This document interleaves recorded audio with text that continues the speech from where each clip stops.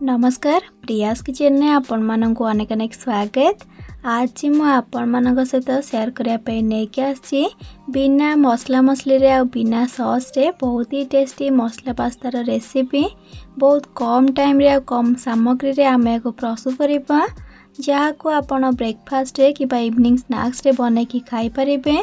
तेबे आपण ए टेस्टी मसला पास्तार रेसिपी को देखिया पई वीडियोटी को फुल वॉच करंतु। आशा करी कि रेसिपीटी आपण मानक भल लागिबो। भल लागिले प्लीज वीडियोटी को लाइक करिवे, सांग मानक सहित शेयर करिवे। चैनल नुआ थिले प्लीज चैनल को सब्सक्राइब करनेबे। तेबे चलंतु डेर न करी फटाफट आज रेसिपीटी स्टार्ट करनेबा।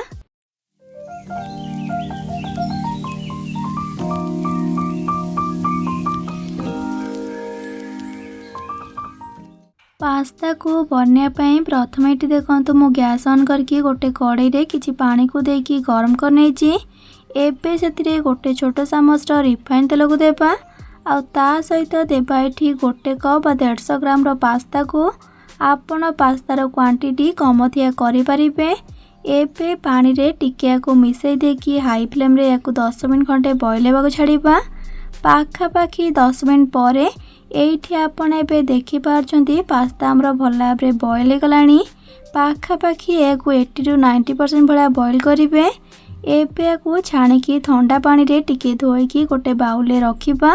ठंडा पानी रे धोइबा द्वारा तार कुकिंग प्रोसेस टा रही जिवो आउ से ओवर कुक हेकी चिपचिपा हबनी। आगरो भी मो पास्तार बहुत सारा रेसिपी मो चैनल रे अपलोड करिछि। आपण से सब वीडियो को देखिया पई चाहूतिले ए वीडियो तळे थिबा डिस्क्रिप्शन बॉक्स रे तार लिंक सब को पाई परिबे। पास्ता सब को गरम पानी रो छाणी सला परे ए गरम पानी को फोपा नेबा। पास्ता को तो बॉईल करिकी ठंडा पानी रे धोईकी रेडी करनेले एबे को साइड रखिबा। आउ सेही सेम कड़े रे देई देबा आ गोटे बड़ चामच रिफाइन तेल गरम हो गला परे सेथिरे गोटे मीडियम साइज रो पियाज को छोट छोट करके काटिकी पकेइबा। आउ गोटे मीडियम साइज रो टमाटो को मध्य सेही परी छोट छोट करके काटिकी पकेइबा। पियाज आउ टमाटो को देई सारिकी सब को भल भाबरे मिसई नेबा। आउ मीडियम टू हाई फ्लेम रे पाखापाखि याको हमें गोटे मिनट खंडे भाजीबा। पाखापाखि गोटे मिनट खंडे भाजला परे आपण एठी एबे देखि पारछंती टमाटो आउ पियाज जस्ट खाली सॉफ्ट हेकी भाजी गलानी आउ तार कंचा बास्ना मध्य चली गलानी। टमाटो आउ पियाज एपरी भाजी गला परे सेथिरे एबे हमें ऐड करबा कैप्सिकम। एठी मो गोटे कप कैप्सिकम को छोट छोट करके काटिकी नेछि।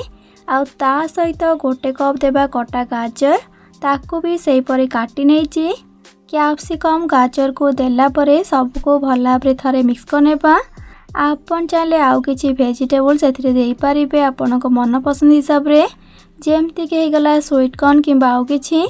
छुआ माने प्रायतः वेजिटेबल्स खाई न थांती तांको एपरी बने की देबा द्वारा से खुशी रे खाई नेबे काहे कि ना एटा टेस्टी भी आ वेजिटेबल्स भी एथिरे पड़िछि।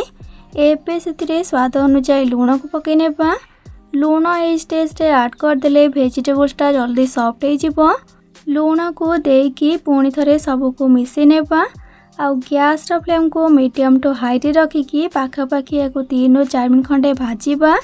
पाखापाखि 3 ରୁ 4 मिनट खंडे भाजला परे आपण एठी एबे देखि पारछंती सब जिंस आम टिके सॉफ्ट हेकी भाजी गलानी। आउ देखंतु सब जिंस क्रंची अछि जमा भी ओवर कुक हेनी। एबे याको अधिक न भाजिकी गैस रो फ्लेम को लो टू मीडियम करबा। आउ सेथिरे बॉईल करके रखिदिबा पास्ता सब को ऐड कर देबा। पास्ता को देला परे लो टू मीडियम फ्लेम रे वेजिटेबल्स को पास्ता सहित भल भाबरे मिक्स करनेबा। जमा भी अधिक जिनस नुहे कि मसला मसली भी दबार नहीं सिंपल ले बनेबा तथापि आपण देखिबे केते टेस्टी बनिबा हमर पास्ताटी। आपण जदि इंस्टेंटली किछि बने पई चाहउछंती कि छुआंक टिफिन बॉक्स रे देबा पई जल्दी किछि बनेबार अछि तेबे मु कहबी ए रेसिपीटी आपण मानक पई बेस्ट रहइबो। जल्दी भी बनी जीवो आ स्पाइसी रेसिपीटी रेडी हेबो जाको छोट टू बड़ समस्ते आग्रह सह खाइबे। सब को भल भाबरे मिसई सारला परे एबे हमें एथिरे ऐड करबा पास्ता मसला। 5 टंकिया जो पाउच वाला मिलुची सेथिर मु 2 पैकेट नेछि पाखापाखि 2 छोट चामच रहबो। बाकी आउ किछि भी मसला मसली आमे एथिरे ऐड करबानी केवल ए पास्ता मसला रे आमे मसला पास्ता को बने की रेडी करबा। पास्ता मसला को देला परे गैस फ्लेम को लो टू मीडियम रे रखिकी सबू को भल भाव में मिक्स करनेबा। जदि आपन को एबे जाए मोर रेसिपी भल लगुच तेबे आपको लाइक करेंगे, सांग मान सहित शेयर करेंगे। चैनल नुआ थिले प्लीज चैनल को सब्सक्राइब करने। सबू को भल भाव में मिक्स कलापर जेहेतु पास्ता मसलाटा देइछंती सेथिपाई सेथिरे 2 ରୁ 3 चामच पानी को देबा। जेहेतु सॉस हेरिका किछि भी दबानी तो पास्ता गुंड मसलाटा पोड़ी जीवो, सेथिपाई पानी अल्प देबा।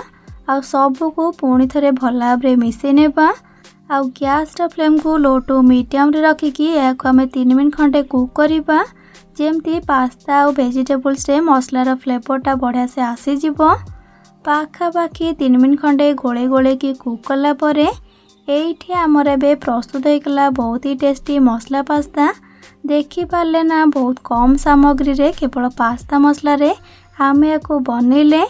तेबे आपण मो पारे गोटे थरे मसला पास्ता को बनातु आ बने की खाइला परे किपर लागिला मते कमेंट सेक्शन में निहाती भाबे जणैबे।